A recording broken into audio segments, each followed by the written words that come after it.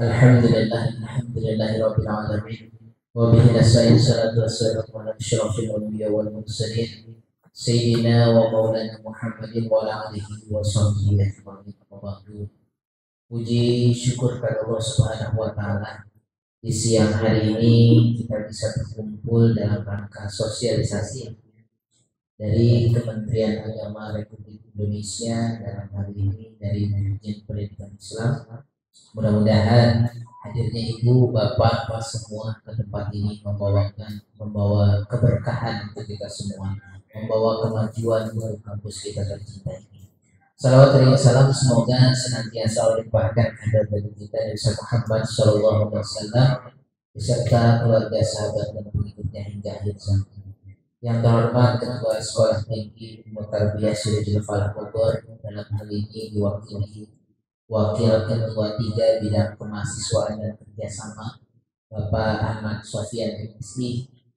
Yang terhormat tamu kita dari Dirjen Pendidikan Islam, dalam hal ini Subdit Penelitian. Subdit Penelitian yang diwakili oleh Ibu Ika Lusiawati SEMM. Selamat datang Ibu di kampus kami. Yang kedua Bapak Dedi Abdullah SAGMM. Selamat datang Pak di kampus kita. Yang ketiga Bapak Surati SPD. Selamat datang Pak di kampus kita. Yang terhormat juga Kepala Pusat Penelitian dan Pengabdian Masyarakat Bapak Dr. Abdurrahman Isno. Nah, ini nanti beliau yang akan lebih konsen ya, karena terkait dengan penelitian dan pengabdian kepada masyarakat. Mungkin nanti hasil sosialisasi ibu ini akan kita sosialisasikan kembali kepada dosen-dosen yang ada di kampus kami. Sebagai laporan ibu, bapak mohon maaf, ketua kami masih mudik, gitu ya. Ketua kami masih mudik, mudiknya agak lumayan jauh ya, karena beberapa pulau ke Nusa Tenggara Barat gitu. Dan yang kedua, untuk dosen pun kegiatan akademik perkuliahan masih libur. Jadi ini dosen-dosen yang memang rumahnya agak dekat dari sini gitu. Jadi sekali lagi mohon maaf apabila kami ada yang kurang berkenan, baik penyambutan, kelanjutan dan sebagainya. Baik, mengawali acara kita pada pagi hari ini, mari kita bacakan Quran Suratul Fatihah. Mudah-mudahan apa yang nanti disosialisasikan, apa yang nanti akan disampaikan bermanfaat, terkhusus untuk kampus kami. Al-Hadini Yahudulatin Sholih Al-Fatihah. A'udzubillahi minasyaitonir rajim. Bismillahirrahmanirrahim. Alhamdulillahirabbil alamin arrahmanir rahim maliki yaumiddin iyyaka na'budu wa iyyaka nasta'in ihdinas siratal mustaqim siratal ladzina an'amta 'alaihim ghairil maghdubi 'alaihim. Meningkat acara selanjutnya sambutan dari Ketua Sekolah Tinggi Ilmu Tarbiyah Syirajul Falah Bogor, dalam hal ini diwakili Wakil Ketua 3 Bidang Kemahasiswaan dan Kerjasama kepada Bapak Ahmad Sofyan MSI. Kami persilahkan. Bismillahirrahmanirrahim. Assalamualaikum warahmatullahi wabarakatuh. Alhamdulillah wassalatu wassalamu ala Sayyidina Muhammad ibn Abdillah wa ala alihi wa mawalah wa ba'du. Allahumma shalli ala Sayyidina Muhammad wa ala Sayyidina Muhammad.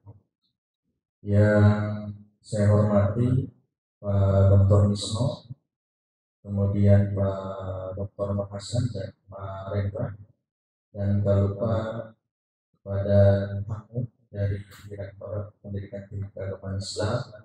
Alhamdulillah pada pagi hari ini sudah hadir di tengah-tengah kita, yaitu Ibu Eka Lusiawati, kemudian Pak Dedi Abdillah dan Pak Surati. Alhamdulillah pada pagi hari ini, sebagaimana yang telah kita dapatkan kabar dari sore kemarin dari Pak Ketua. Kebetulan saya juga kemarin setelah dari Banten gitu, kalau bilang mau datang tamu, kita usahakan. Sebelumnya kami mengaturkan terima kasih banyak Ibu sudah berkenan datang ke kampus kami. Memang kita rencana masuk itu akan kembali mulai Senin. Jadi untuk saat ini memang sedang masih libur ya. Kemudian tadi juga memang Pak Ketua sedang dalam perjalanan mengaturkan salam kepada Pak Dedi dan Pak Suradi. Mudah-mudahan kegiatan kita pada pagi hari ini berjalan dengan lancar. Yaitu diantaranya adalah sosialisasi ya, sekaligus evaluasi untuk program penelitian. Dan alhamdulillah sebenarnya Ibu di kampus kita itu untuk program Lintab Dimas itu sebenarnya dari 2019 kita sudah sebagian dosen sudah mengajukan, sudah pernah ikut, ada 2-3 orang dosen. Kemudian ada yang hanya baru membuka akunnya saja. Ada yang belum sama sekali. Kayak saya. Mudah-mudahan dengan kedatangan Ibu beserta jajaran ini meningkatkan motivasi kita ya untuk senantiasa aktif kembali terkait permasalahan penelitian dan pengabdian pada masyarakat. Selanjutnya kami mohon juga nanti ke depannya setelah sosialisasi ini kita mohon juga bimbingan dan arahan dari Ibu dan jajaran. Mudah-mudahan ke depan nanti ada yang lolos ya dari dokter ini dokter Ismail. Mudah-mudahan kebetulan kemarin juga kita sudah melaksanakan KKN ya. Dan kita sudah buatkan buku ya hasil riset KKN itu. Kemungkinan bisa juga pada dokter ya diajukan. Artikel juga sudah artikel KKN itu sudah. Ya. Itu saja mungkin pengantar dari saya. Terima kasih. Mohon maaf atas segala kekurangannya, jamuannya mungkin. Terima kasih. Assalamualaikum warahmatullahi wabarakatuh. Terima kasih atas sambutan dari Wakil Ketua 3 Bidang Kemahasiswaan dan Kerjasama, dalam hal ini mewakili Ketua Sekolah Tinggi Muhammadiyah Syekh Fathul Bari. Meningkat pada acara selanjutnya mungkin sosialisasi dari Sudit Penelitian Direktur Jenderal Pendidikan Keagamaan Islam ya, Pendidikan Islam dan Pendidikan Islam. Oleh karena itu kepada Pak Suradi kami persilakan.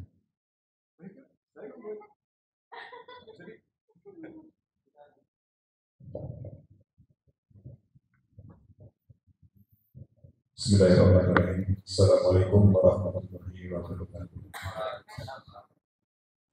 Allahumma sholli ala sayyidina Muhammad wa sallam. Yang kami hormati Bapak Ketua Sekolah Tinggi Agama Islam secara kepala yang dalam hal ini diwakili oleh Bapak Dr. Ahmad Sofian sebagai wakil Ketua 3 dan Bapak Ibu sekalian peserta dan yang kami hormati Wika, Pak Dedi. Kebetulan kami alhamdulillah bertiga bisa bersilaturahmi ke kampus Bapak. Yang pertama adalah sebagai silaturahmi masih dalam suasana Idul Fitri, minal aidin wal faizin. Yang kedua adalah sosialisasi Lintab Dimas. Lintab Dimas adalah studi kami yang mengelola berbagai usul penelitian maupun publikasi yang mana dibutuhkan untuk dosen-dosen dari pangkat asisten ahli ya kalau salah juga ya, sampai kebiasaan, tapi itu berjenjang terkait dengan kepangkatan juga itu berpengaruh. Salam dari Pak Direktur, Pak Kasubdit, ya, salam kepada seluruh peserta. Baik, saya tidak terlalu lama untuk menjelaskan menjelaskan, tapi pada prinsipnya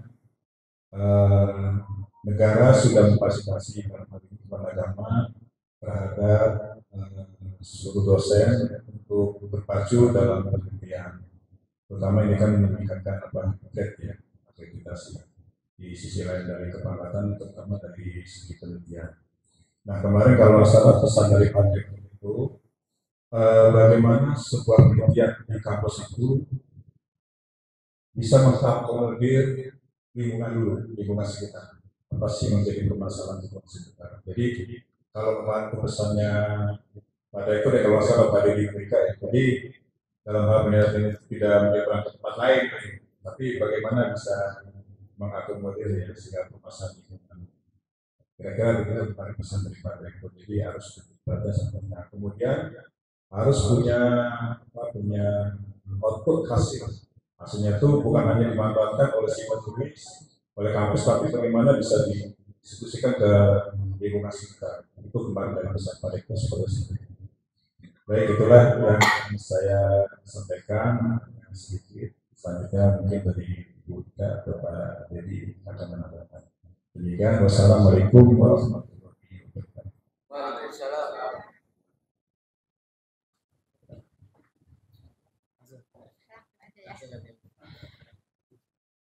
Bismillahirrahmanirrahim. Assalamualaikum warahmatullahi wabarakatuh. Waalaikumsalam.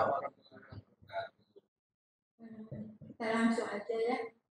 Saya coba memaparkan apa yang saya sampaikan terkait sosialisasi bantuan pengabdian kepada masyarakat dan publikasi ilmiah. Untuk bantuan penelitian kita sudah kelas ya Bapak ya. Jadi mungkin untuk SIT Asyifa ini fokus ke bantuan PKM dan publikasi ilmiah. Berdasarkan informasi yang saya terima, di sini ada satu dosen yang ada sudah banyak yang jabatan lektor dan sudah dokter. Ada juga beberapa yang masih asisten akhir. Karena beberapa bantuan kita memang sebagian besar untuk PKN dan publikasi ilmiah, untuk ketua itu jabatan minimal Bapak Ibu harus rektor. Sebelum kita masuk ke bantuan, untuk bisa mendaftar bantuan Kitabdinas, Bapak Ibu harus punya akun Kitabdinas. Informasinya di sini sudah ada beberapa yang punya dan ada yang belum. Oke, kami sampaikan bahwa saya harapkan semua dosen, 21 dosen itu sudah punya akun Kitabdinas. Jadi ketika bantuan kita bisa langsung dipersiapkan, bisa mendaftar, ya. Jadi informasi juga bisa Bapak Ibu lihat di akun Kitabdinas kita. Jadi informasi terkait bantuan, terkait prosesnya, terkait progresnya itu penting.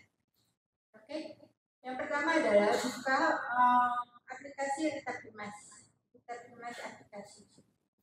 Oke, jika Bapak Ibu belum punya akun Kitabdinas, maka Bapak Ibu harus mendaftar. Sebelumnya Bapak Ibu harus login ya, sebelum login Bapak Ibu harus mendaftar.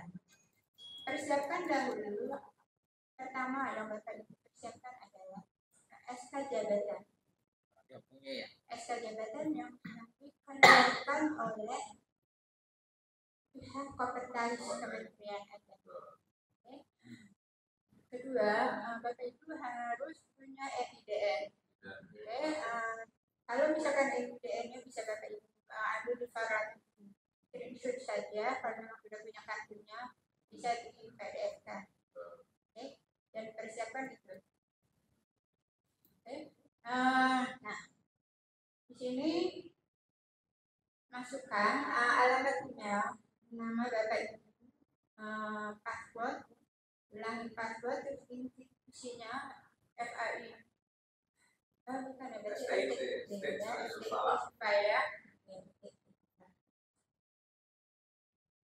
usahakan email Bapak Ibu yang masuk ke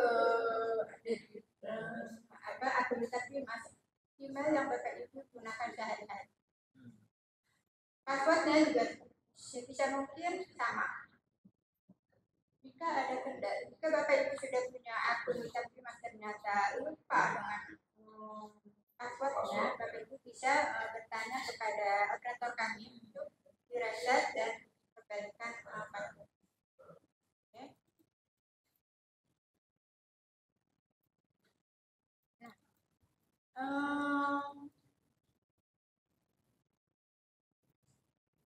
silakan Bapak Ibu setelah masuk ke aplikasi tersebut, Bapak Ibu silakan isi data-data yang diminta oleh aplikasi tersebut. Isiannya biasanya berupa nama, ya, terus jabatannya, nama kampus Bapak Ibu bekerja, terus satu lagi nomor HP, WhatsApp. Itu harus. Itu memudahkan kita untuk mengontrol maupun apa sih ya, kalau bisa ada kendala terkait aplikasi kita bisa langsung ke WhatsApp ya. Oke. Lalu masukkan semua berkas yang Bapak Ibu nah di sini dilihat nih ya, nama lengkap, jenis kelamin, tempat tanggal lahir, nomor HP dan WA. Oke. Lalu alamat lengkap, profesinya dosen, terus FB, FJ, FIDN, bidang ilmu sesuaikan dengan SK jabatan Bapak Ibu. SK yang tertera di Jakung ya? Ya, kan berdasarkan mata kuliah yang Bapak Ibu ampuh. Ya. Oke.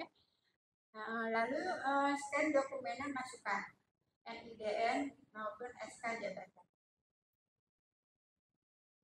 Nah, setelah itu ajukan. Dokumen itu tersimpan. Setelah tersimpan, Bapak Ibu sudah punya nomor saya atau SK saya yang lain. Kita masuk ke atas dan terdaftar, tapi ternyata maaf sudah daftar tapi belum dapat akun ID-nya. Tolong dong cek ya. Nah, Bapak Ibu bisa hubungi saya atau Pak Regi atau Pak Radio untuk mengecek atau melihat apakah berkasnya sudah lengkap atau belum. Jika belum lengkap, biasanya kita akan kembalikan untuk segera dilengkapi. Kalau kita sudah lengkap, maka saat itu juga Bapak Ibu sudah punya ID benar.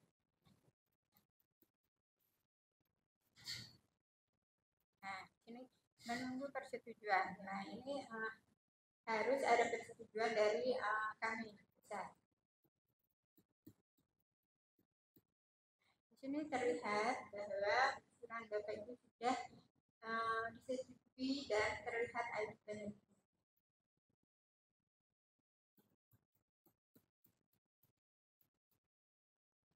Jadi harapannya bisa kami Bapak Ibu dosen di sini sudah punya akun internet semua ya. Karena setelah sosialisasi pada tanggal 22 April ini kita akan buka bantuan khusus untuk aplikasi ilmiah dan PKM. Oke.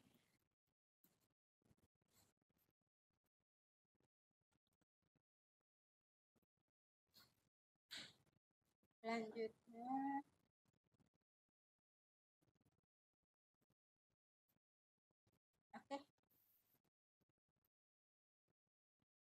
Bapak Ibu, jika sudah punya akun Intertimas, Bapak Ibu sudah bisa mendaftar bantuan PKN dan aplikasi ilmiah.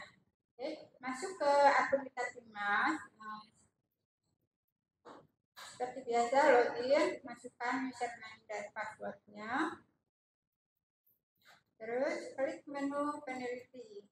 Lalu klik menu proposal. Oke. Nah, berdasarkan informasi pada tahun 2019 di sini sudah pernah ada mendapat bantuan tiga orang Bapak ya. 3 orang dosen. 2019, berarti sudah pada outcome ya Pak ya? Ya. Sudah selesai semua. Sudah selesai. Berarti sebenarnya jika penerima bantuan sebelumnya kita sudah menyelesaikan output maupun outcome-nya, mereka mendapat prioritas untuk mendapatkan bantuan berikutnya. Tapi seandainya Bapak Ibu terima bantuan 2022 misalkan gitu ya, sedangkan outcome-nya harus Sinta 2. Nah, berarti tahun ini harus sudah keluar outcome-nya. Tapi kalau misalkan jurnal internasional tahun depan berarti outcome-nya. Nah, Bapak Ibu kalau misalkan seperti itu boleh mendaftar, asalkan semua syaratnya terpenuhi. Nah, di sini klik tanda plus untuk pengajuan proposal. Lalu masukkan pernyataan peneliti yaitu judul usulan, klaster bantuan, bidang ilmu dan pengeluaran kegiatan. Nah, klaster bantuan PKM ini ada 14 klaster Bapak Ibu. Kalau untuk aplikasi ilmiah ada 7 klaster, tapi yang untuk PTKIS hanya 6 klaster yang kita tawarkan. Yang satunya lagi hanya untuk PTKIS. Oke, seperti biasa, masukkan aja semuanya permintaan data yang kita di sini.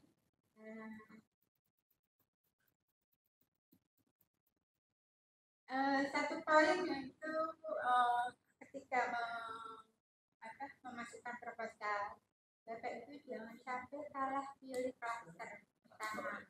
Kedua, jangan salah pilih bidang ilmu.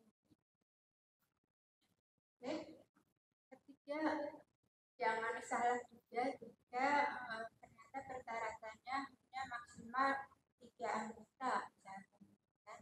Ternyata Bapak itu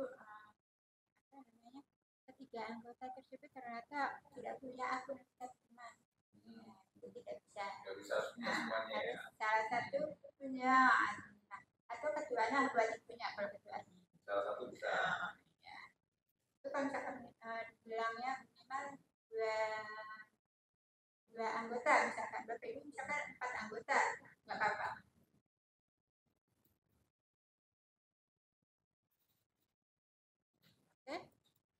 Satu hal di sini, jika Bapak Ibu ternyata mendaftar PKM dengan maksimal anggota 3 anggota ya.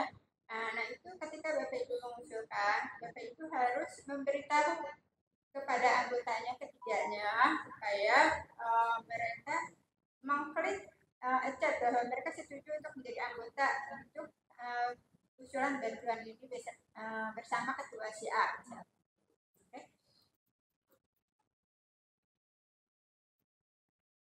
Nah, di sini nih. Jika peneliti kelompok, klik tanda plus, tambah peneliti.